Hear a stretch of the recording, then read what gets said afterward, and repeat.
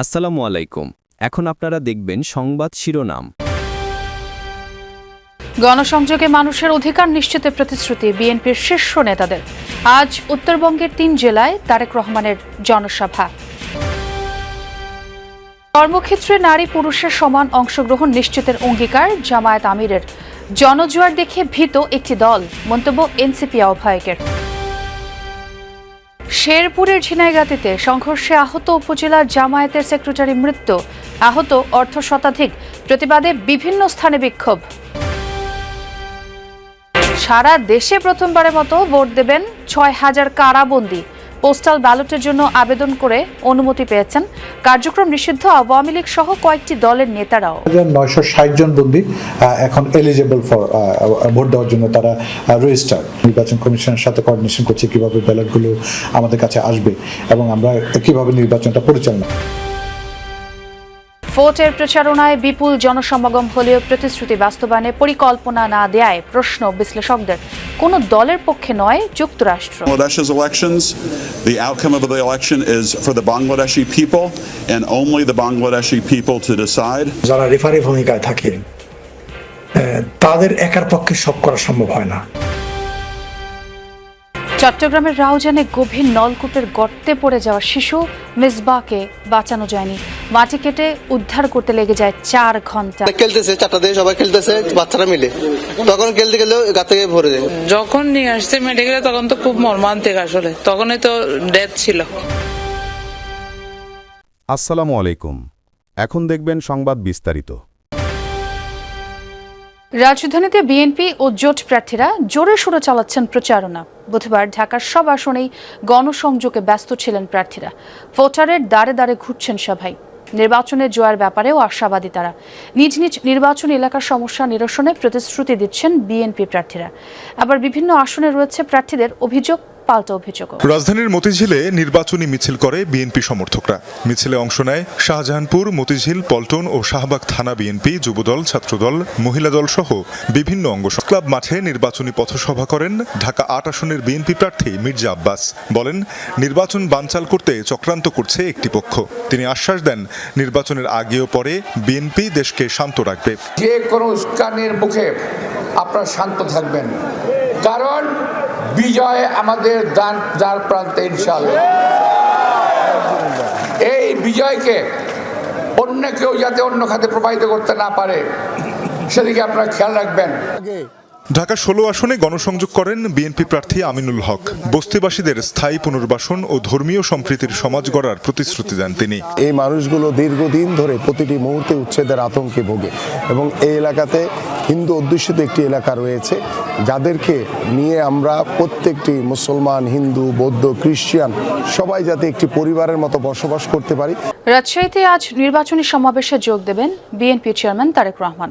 এরই মধ্যে সম্পন্ন করা হয়েছে সব প্রস্তুতিও।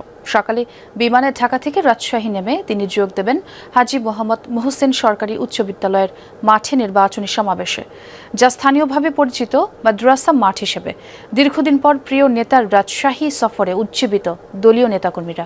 তারেক রহমানের এই সমাবেশ ঘিরে রাজশাহী, চাঁপাইনবাবগঞ্জ ও নাটোর এই ৩ জেলার বিপুল সংখ্যক কর্মী সমর্থকদের অংশগ্রহণ ঘটবে প্রত্যাশা নেতাদের। সমাবেশ থেকে এই অঞ্চলের ভোটারদের কাছে ধানের শীষের পক্ষে ভোট চাইবেন বিএনপি চেয়ারম্যান। নতুন বাংলাদেশ গড়ার প্রতিশ্রুতি দিয়ে জোরে সোরে নির্বাচনী প্রচারণা চালাচ্ছেন জামায়াতে ইসলামীর প্রার্থীরাও। বুধবার মিরপুরে মহিলা সমাবেশে দলটির আমির বলেন, ভোটে জিতলে তার দল কর্মক্ষেত্রে নারীর সমতা নিশ্চিত করবে।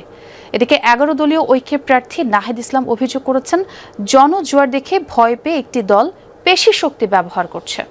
প্রবীণ ভোটার দেশের এ যাবৎ সবগুলো নির্বাচনের সাক্ষী। রাজনৈতিক পালাবদলে দল আর নেতাদের ইশতেহার দেখেছেন অনেক, কিন্তু ভোটের পর সেই সবের বাস্তবায়ন দেখেননি। একই অভিজ্ঞতা খেটে খাওয়া আরো অনেকের।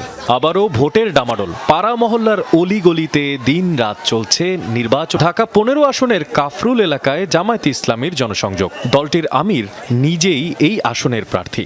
ভোটারদের বলছেন, জয়ী হলে ড্রেনেজ সমস্যা ও অন্যান্য অসঙ্গতি নিয়ে কাজ করবেন। এখানে কোনো ভালো মেডিকেল ফ্যাসিলিটি নাই, আমরা এইগুলা ঘুরে ঘুরে দেখছি আর আমরা ভবিষ্যতের জন্য রূপকল্প তৈরি করছি। আল্লাহ সুযোগ দিলে যদি আমরা রাষ্ট্রের দায়িত্বে যাই, তাও আমরা জানপ্রাণ দিয়ে রাষ্ট্রের ট্রেজারি থেকে আমানতদারির সাথে এটা করব। বিকেলে মণিপুর বালিকা উচ্চ বিদ্যালয় মাঠে মহিলা সমাবেশে যোগ দেন জামায়াত আমির। বলেন, কর্মক্ষেত্রে নারী পুরুষ সমানভাবে কাজ করবে, আর তা নিশ্চিত করবে জামায়াত। ক্ষমতায় গেলে নারীর শতভাগ নিরাপত্তার দায়িত্ব জামায়াত নেবে বলেও প্রতিশ্রুতি দেন তিনি। ঢাকা 11 আসনের 11 দলীয় ঐক্য মনোনীত প্রার্থী নাহিদ ইসলাম গুদারাঘাট 6তলা মসজিদের এলাকায় গণসংযোগ করেন। বলেন, জোট বিজয়ী হলে প্রথম দায়িত্ব হবে জুলাই সনদ বাস্তবায়ন করা। 11 দলের পক্ষে জনজোয়ার দেখে ভয় পেয়ে পেশি শক্তি ব্যবহার করছে প্রতিপক্ষ। 11 দলের পক্ষে জনজোয়ার তৈরি হয়েছে, সেই জনজোয়ারকে তারা ভয় পাচ্ছে, তাদের প্রতিদ্বন্দ্বীকে তারা ভয় পাচ্ছে, ফলে তারা সন্ত্রাসী কার্যক্রমের মাধ্যমে, বল প্রয়োগের মাধ্যমে নির্বাচনে বাধা তৈরি করার চেষ্টা করা হচ্ছে। এরপরে বিএনপি ও জামায়াতের সংঘর্ষের ঘটনা ঘটেছে। সংঘর্ষে আহতদের হাসপাতালে চিকিৎসা দেওয়া হয়। গুরুতর আহত 3 জনকে ময়মনসিংহ মেডিকেল কলেজে নেওয়ার পথে ঝিনাইগাতী উপজেলা জামায়াতের সেক্রেটারি রেজাউল করিম মারা যান। উপজেলা প্রশাসন আয়োজিত ইশতেহার পাঠ অনুষ্ঠানে চেয়ারে বসাকে কেন্দ্র করে শুরু হওয়া সংঘর্ষে আহত হয়েছেন অর্ধশতাধিক। আর এই ঘটনায় তীব্র নিন্দা ও প্রতিবাদ জানিয়েছে 11 দলীয় নির্বাচনী ঐক্য। উপজেলা প্রশাসনের উদ্যোগে নির্বাচনী ইশতেহার পাঠ অনুষ্ঠানে চেয়ারে বসাকে কেন্দ্র করে বিএনপি জামায়াতের নেতাকর্মীদের মধ্যে শুরু হয় হট্টগোল। মুহূর্তে রূপ নেয় ধাওয়া পাল্টা দেওয়া ও সংঘর্ষে। মঞ্চের সামনে রাখা কয়েকশো চেয়ার ভাঙচুর করা হয়। এ সময় কয়েকটি মোটরসাইকেলে দেয়া হয় আগুন। পক্ষের অন্তত অর্ধশতাধিক নেতাকর্মী আহত হন। আহতদের উপজেলা স্বাস্থ্য কমপ্লেক্স ও জেলা সদর হাসপাতালে ভর্তি করা হয়। এর মধ্যে 3 জনকে ময়মনসিংহ মেডিকেল কলেজ হাসপাতালে নেয়ার পথে মারা যান ঝিনাইগাতী উপজেলা জামায়াতের সেক্রেটারি রেজাউল করিম। শেরপুরের জামায়াত নেতা রেজাউল হত্যার প্রতিবাদে ডাকসু নেতৃত্বে বিক্ষোভ মিছিল হয়েছে ঢাকা বিশ্ববিদ্যালয় ক্যাম্পাসে। বুধবার রাত 11:30টার দিকে ভিসি চত্বর থেকে মিছিলটি শুরু হয়। বিশ্ববিদ্যালয়ের বিভিন্ন হল থেকে শিক্ষার্থীরা যোগ দেন বিক্ষোভ মিছিলে। মিছিলটি বিভিন্ন হল ও সড়ক প্রদক্ষিণ করে টিএসসিতে গিয়ে শেষ হয়।